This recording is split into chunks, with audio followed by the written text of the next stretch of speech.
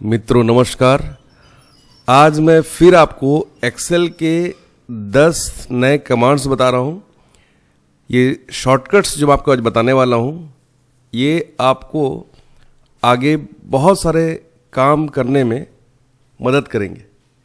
पहला है centre align without merge and centre. क्या होता है कि जब भी आप एक्सेल में काम करते हैं तो ऐसा डेटा को बीच में लाने के लिए आपको मर्ज एंड सेंटर का यूज़ करना पड़ता है। ठीक है, मर्ज एंड सेंटर करने के लिए पहले आप इसको सेलेक्ट करते हो, उसके बाद मर्ज एंड सेंटर को क्लिक करते हो तो ये बीच में आ जाता है। लेकिन अगर आप मर्ज एंड सेंटर नहीं भी करेंगे तो भी ये डेटा, ये लिखा हुआ बस टिकट बीच में आ सकता है। ये कैसे होता है वही बता रहा हूँ आपको। इसको आपको इस तरीके से सेलेक्ट करना है। सेलेक्ट करने के बाद राइट क्लिक करिए और यहाँ से फॉर्मेट सेल में आ जाइए। फॉर्मेट सेल वाले कमांड को क्लिक करते ही यहाँ पर ये अलाइनमेंट वाला ऑप्शन में आप आ जाएंगे। ठीक है, अब यहाँ से यहाँ पर हमें लेना है अलाइनमेंट वाला टैब में क्लिक करने के बाद में हॉरिजॉन्टल लिखा हुआ है, यहाँ पर हम जाएंगे, क्लिक करेंगे इसको और सेंटर अक्रॉस सिलेक्शन को क्लिक करके ओके कर देंगे। तो यहाँ पर हम बिना इसको मर्ज एंड सेंटर किए इस तरीके से सेंटर अलाइन कर सकते हैं। ठीक है, सेकंड जो हमारा शॉर्टकट है वो है अपर केस के लिए। क्या होता है कि जैसे हमने यहाँ पर कुछ भी लिखा हुआ है, इसको लिखने के बाद अगर हम इसे स्मॉल लेटर में लिख डाले हैं और इसे कैपिटल में करना चाहते हैं तो नॉर्मली क्या होता है कि हमको अपर केस वाले फंक्शन का यूज़ करना होता है। यहाँ पर इसका एक शॉर्टकट ये भी है कि आप सभी को सेलेक्ट कर लीजिए। इस प्रकार से सेलेक्ट करने के बाद में यहाँ से हमको कोई ऐसा फॉन्ट सेलेक्ट करना है जो इसे बाय डिफ़ॉल्ट कैपिटल ही कर देता है। जैसे कि यहाँ पर मैंने एक फॉन्ट सेलेक्ट किया है अल्जीरियन।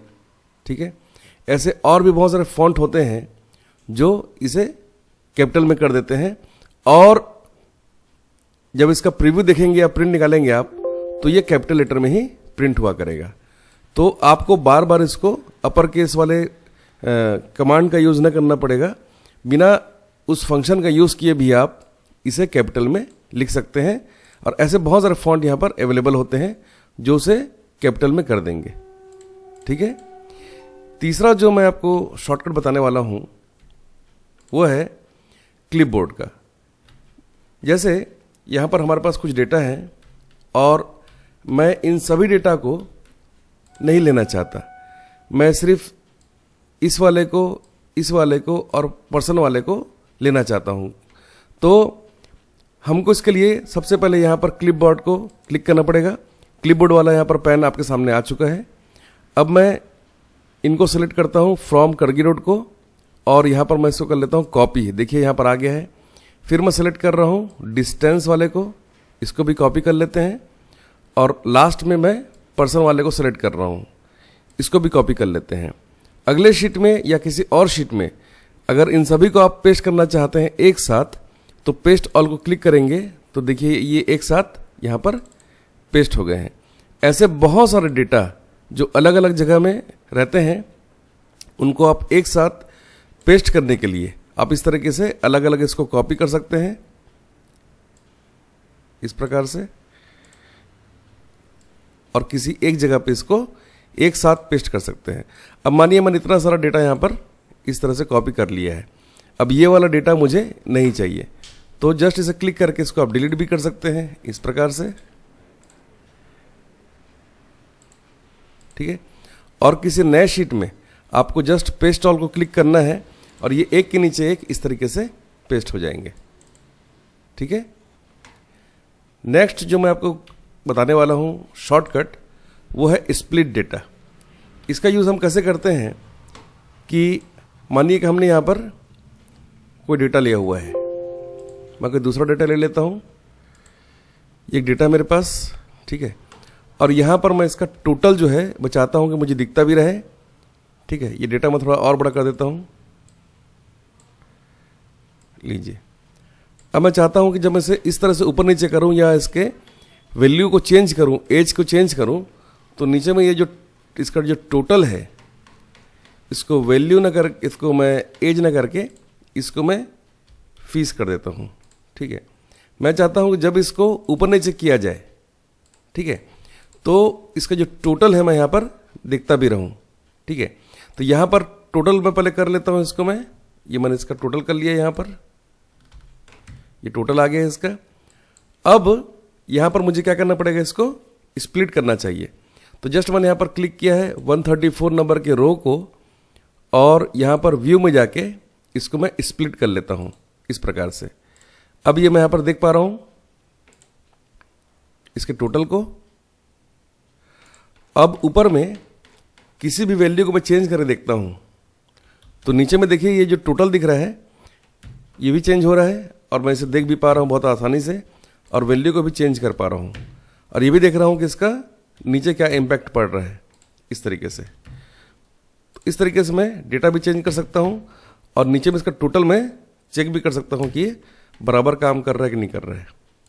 ठीक है, तो इस तरीके से मैं इसका यूज़ कर सकता हूँ।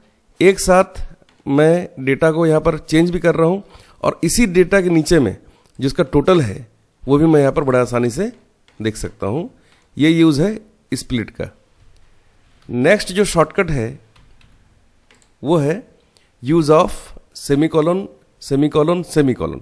क्या होता है कि जब हम कोई बिल बनाते हैं तो वहाँ पर हम इसका यूज़ अच्छे से समझ सकते हैं। जैसे कि हमने यहाँ पर एक बिल बनाया हुआ है, रेट और क्वांटिटी का मल्टीप्लाई करके हमने यहाँ पर ले आए हैं। अब यहाँ पर हम और भी आइटम और रेट उनके लिख सकते थे, इसलिए फार्मूला को हमको थोड़ा सा आगे बढ़ा के लिखना पड़ता है, और यहाँ पर हम इसका करते हैं टोटल, है ना, और ये आ गया इसका टोटल। ठीक है, अब ये जो 00 दिख रहा है ये बिल में दिखता ही रहेगा। जब यहाँ पर आप कोई आइटम लिखेंगे, उसका रेट लिखेंगे और उसे क्वांटिटी लिखेंगे, तब यहाँ पर ये 0 चेंज होगा। हम चाहते हैं कि ये 0 जो दिखाई दे रहा है यहाँ पर, जो बिल में छपा करेगा, ये प्रिंट भी ना हो और दिखाई भी ना दो। तो इसके लिए हम इसे सेलेक्ट कर लेते हैं, और राइट क्लिक करके हम यहाँ सेलेक्ट करते हैं format cell. Format cell select करने के बाद हम जाएंगे नंबर में, और यहाँ पर कस्टम को क्लिक करेंगे। कस्टम को क्लिक करने के बाद यहाँ पर हमें लिखना होगा 0 और 3 बार सेमीकोलन बनाना रहेगा। जैसे ही इसको आप ओके करेंगे तो 0 यहाँ पर गायब हो गया, पर फार्मूला ये काम करेगा। मान लीजिए यहाँ पर आप कोई आइटम लिखते हैं, यहाँ पर उसका रेट और उसकी क्वांटिटी को लिखते हैं, तो इसका जो टोटल है वहाँ पर आ जाएगा मल्टीप्लाई होकर। दोबारा देखिए, मैंने यहाँ पर कोई आइटम लिखा है, यहाँ पर उसका रेट लिखा है, और जैसे ही आप आगे बढ़ेंगे तो देखेंगे कि यहाँ पर ये काम कर रहा है, पर यहाँ पर कोई 0 दिखाई नहीं दे रहा है। ठीक है, तो इसके लिए हम लोग सेमीकोलन 3 बार लगाते हैं और पहले लिखते हैं 0। ठीक है, नेक्स्ट जो मैं आपको कमांड बताने वाला हूँ, जो शॉर्टकट बताने वाला हूँ, वो है 3 बार सेमीकोलन का प्रयोग। अभी जो आपने देखा वो था 0 के साथ सेमीकोलन का प्रयोग। ठीक है, इसके लिए इसका यूज़ कैसे करते हैं देख लीजिए। सबसे पहले हमें डेटा को सेलेक्ट करना है, और अगर आप इस डेटा को सेलेक्ट करने के बाद इसे हाइड करना चाहते हैं, इसे छिपाना चाहते हैं, तो सिर्फ आपको राइट क्लिक करके यहाँ पर फॉर्मेट सेल में जाना है, और कस्टम में जाकर यहाँ जो भी लिखा हुआ है जनरल, इसको यहाँ पर रिप्लेस करके यहाँ पर 3 बार सेमीकोलन लगाकर ओके कर देना है, तो डेटा आपका वहाँ पर हाइड हो जाएगा, और ये सेलेक्ट करने पर भी दिखाई नहीं देता है। ठीक है, और अगर आप इस डेटा को वापस लाना चाहते हैं तो दोबारा सेलेक्ट करके फॉर्मेट सेल में जाइए, और यहाँ पर जो 3 बार आपने सेमीकोलन लिखा था उसे वहाँ से हटा दीजिए, तो डेटा आपका वापस आ जाएगा। इस ट्रिक से आप किसी भी डेटा को हाइड कर सकते हैं। ठीक है, नेक्स्ट जो शॉर्टकट है वो है डेट को आप कैसे इंक्रीज कर सकते हैं। मानिए कि यहाँ पर आपने कोई डेट लिखा हुआ है, ठीक है,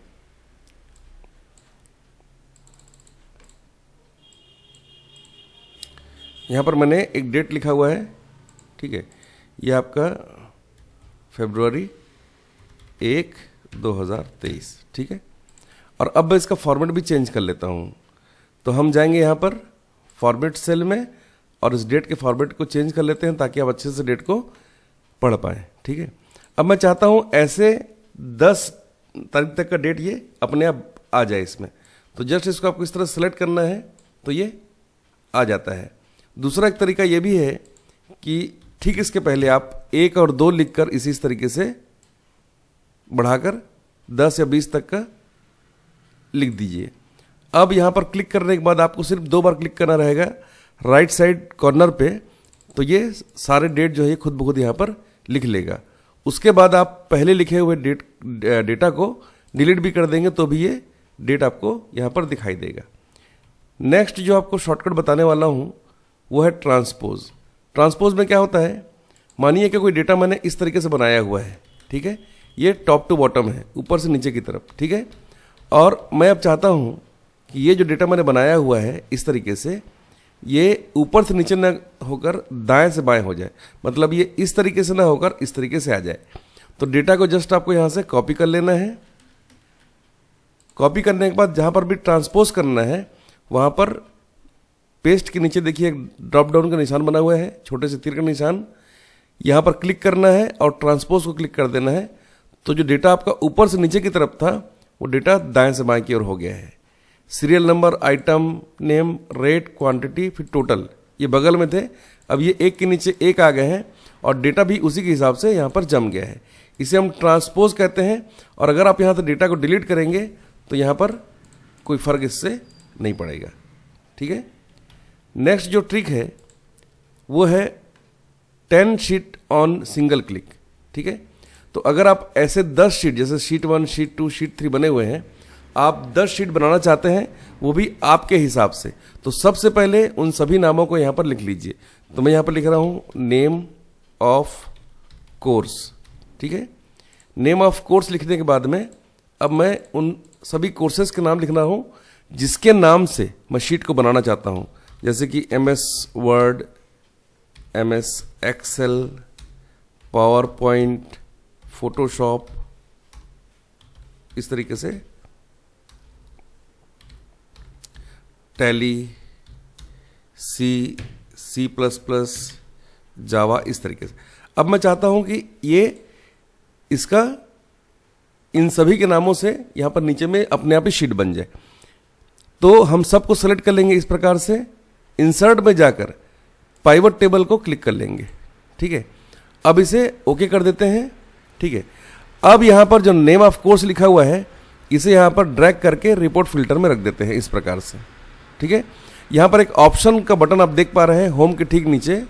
ठीक है, यहां पर क्लिक करने के बाद आपको यहां पर शो रिपोर्ट फिल्टर पेजेस को क्लिक करना है और जैसे इसको आप क्लिक करेंगे ओके करते ही यहां पर सब के देखिए जावा, C++, MS एक्सेल, वर्ड, सब के यहां पर अलग अलग शीट बनकर तैयार हो गए हैं। ठीक है, आप चाहें तो इस डेटा को इस तरीके से सेलेक्ट करके हटा भी सकते हैं। ठीक है, इसको आप डिलीट भी कर सकते हैं या फिर इसको आप हाइड भी कर सकते हैं। ठीक है, ठीक है, तो इस तरीके से आप बहुत सारे शीट बहुत कम समय में बना सकते हैं। ठीक है, नेक्स्ट है हाइड रो और कॉलम। अगर आप रो या कॉलम को हाइड करना चाहते हैं तो इसके लिए एक बिल्कुल छोटी सी ट्रिक है, मैं आपको बता देता हूं।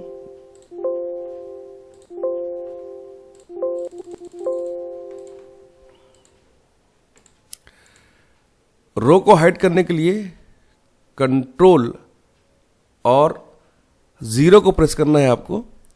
तो ये जो कॉलम को हाइड करने के लिए कंट्रोल और 0 दबाना है आपको, तो कॉलम हाइड हो जाएगी। और जितना मैंने सेलेक्ट किया है इन सभी रोज को अगर मैं छिपाना चाहता हूं या हाइड करना चाहता हूं तो मुझे शिफ्ट के कंट्रोल के साथ में 9 को प्रेस करना रहेगा, तो ये हाइड हो जाएंगे। ठीक है, जितने भी डेटा को हाइड करना है सेलेक्ट करके मुझे क्या करना पड़ेगा, कंट्रोल और 9 को प्रेस करना है तो हाइड हो जाएंगे।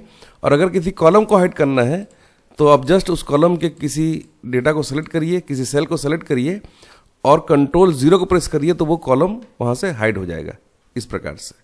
ठीक है, इस प्रकार से इन 10 शॉर्टकट्स का यूज करके आप अपने काम को और भी फास्ट कर सकते हैं। इस वीडियो को देखने के लिए आपका धन्यवाद।